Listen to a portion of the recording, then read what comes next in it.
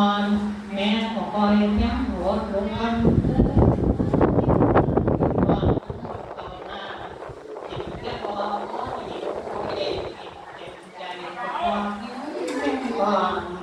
ย้ำหลักกันฟ้าตามนี้เรียนเอ็นมีความความร้องความฟังใจแย่เราเมื่อพบพุทธมาแล้วเจ้ากัดแก้วจากพ่อแม่ดามาเลือกแล้วโอ้แก้วเธอเป็นกายผู้กายอาทิตย์ก็สมเสริมย้อนยกเห็นกำบอกอาลักคนน้ำไม่ได้แล้วตัดใจแค่ใส่อุ่นมันคือหวยงามมาสร้างอ้างคนเราพาเดินความมาตุ้มหอมแม่ก็อุ่นเจ้าใจเจ้าใจเขาเอาก้อนมันเลยเขาไม่ได้ไทยมันเลยนะเงินเขาแล้วเขาให้10 กดมันเล่นเติมคนไหมมีเงินในบัญชีอยู่ 2,000อันนี้ให้10 กด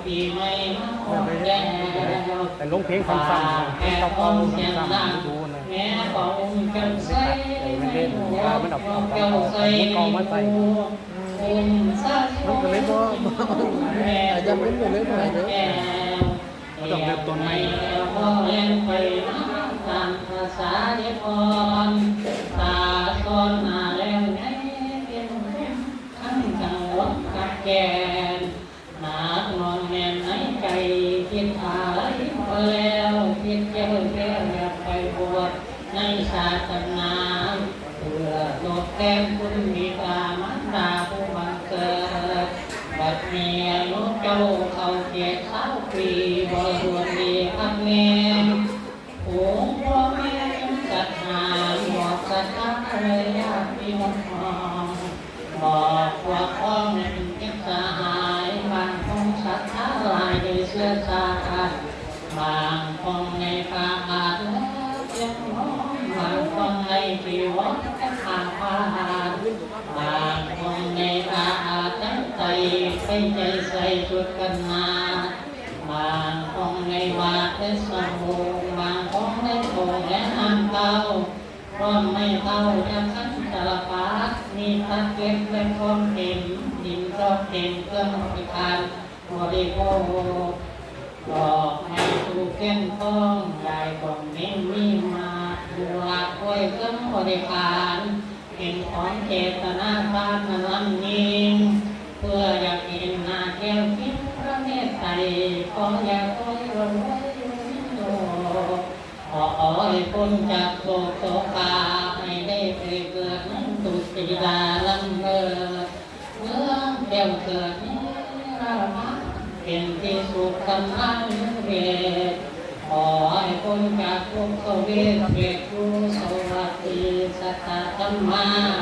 พุทธังเกตประการเพื่อล้วนนาสุขาภาระอาโรคยาควรนาปฏิพันธ์ควรโมปฏิปันไดควรเจจงเสด็จลงมารักษาอันตสันดานแห่งมาเจ้าตาเจ้าเขาก็มีพระองค์ตนเดิน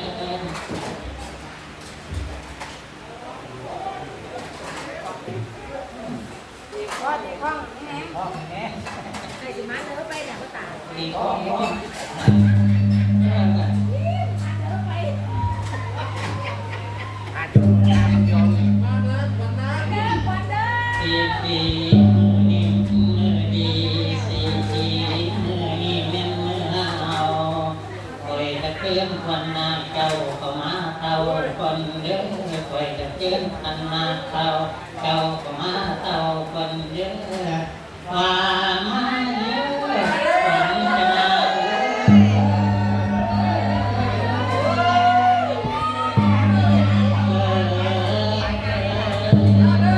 กวาดเลยกวาดเลยใส่น้ำกองน้ำกองเลยบุ้งแหน่เลยบุ้งแหน่มาเลยมาเลยกลับมาเลยมาเลย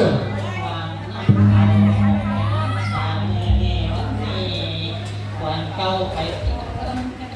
อีก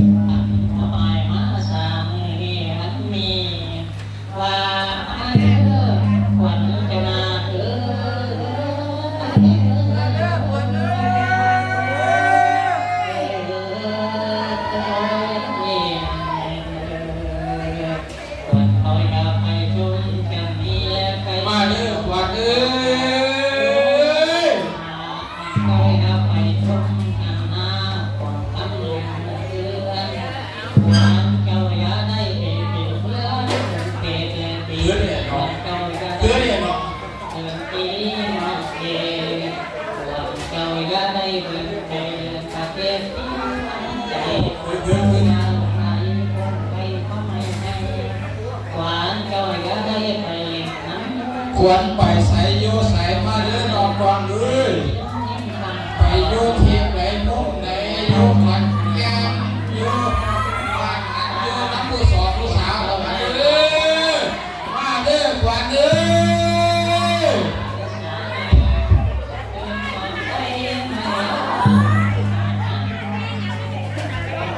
วันจงเวียนไปทองคงเก็บวันมาเจ้าจงเขาหมัดใจว่าเยอะกว่านี้ก็น่า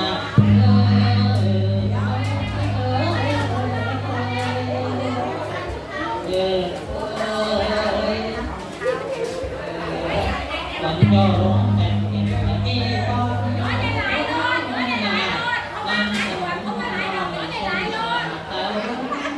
วันก็เคยต่อการก็แพ้หอตำรวจว่าวันเทียนวันเทียนก็ไปด้วยวันก็ไปนะหาลอยวันก็ไปวันวันหาดูยาสุภาพไว้ทางทีนั่นยังคอยนาเจ้านาเอ๋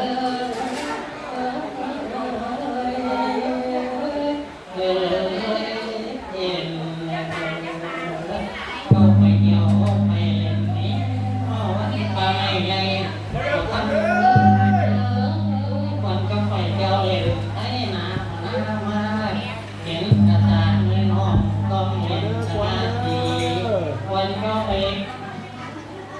เยี่ยมเห็นเขาคอยตามาเนื้อ อันเที่ยงบุจรกันบ่เทศวันเจ้านี้ไปพาดังไปเด็กตาของเจ้างานทะเลวันแม่ไก่คอยมาสามีวันนี้ว่าความเด้อมาเด้อกว่าเอ้ยวันเราก็ไปโยใส่มาใส่กายกลับคืนมา แล้วเจ้ามาเตรียมตัวบวชมาพันวันเป็นสงฆ์ให้เจ้าลงทันตัวในบาทไม่โหดพระวันโหดแต่ตุสาดีใจจะหายิ่งกว่าเก่าเป็นเมีย แม่นแต่ว่าเที่ยงนี่แหละ ของต่างๆในตัดนี้ เราบอกเที่ยงนี่แหละว่าจะออกมา นับได้เป็นเจ้านี้กันมาร่วมกันทำงานเดียว มือแล้ว แล้วก็จะอยู่ดีเราผู้ถอกันนั่งกันเลยพระผู้สวด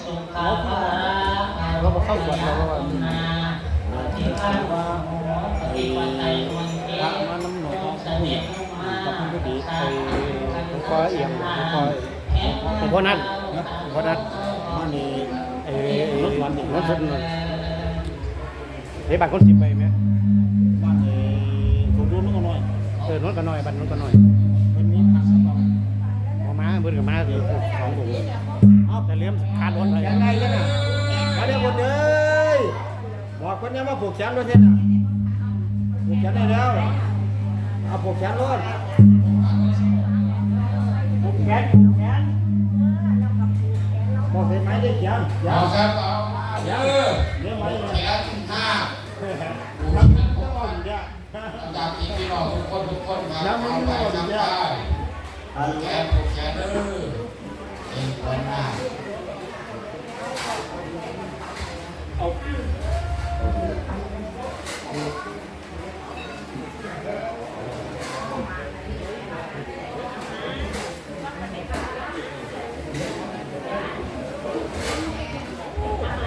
รับอันนี้ก็คือผูกแขนหน้าผูกแขนนะครับบัดลูกหลานเด้อ มาเด้อปุญญาแต่ง่ายก็ดีเพื่อนพ่อพ่อพี่ป้าน้าสุขูสุขคนขณะนี้พอภาพนอกจากทำพิธีเสร็จแล้วต้องผูกแขนสั้นเป็นขั้นตอนสุดท้ายนะฮะสิผูกไฟก็ได้ผูกขึ้นก็เพราะเป็นนั้นครับ ถือว่าเขามารวมกับผู้น้ำกันอยู่แล้วด้านนั้นนะครับ โดยเฉพาะการก็ได้ก็คือผู้เป็นพ่อผู้เป็นแม่พี่ป้าน้าทุกผู้ทุกคนนะครับมาผูกรวมมาเรื่อยๆครับแม่ก็ผูกก็แล้วผูกแล้วก็เป็นเซตพิธีในการไปชี้สุขวัญนะครับหลังจากนี้แล้วก็คงสิบเอ็ดขั้นตอนตรงนี้ก็คือพระพุทธเจ้ากับสิริเขามาพระผู้กับสิริเขามา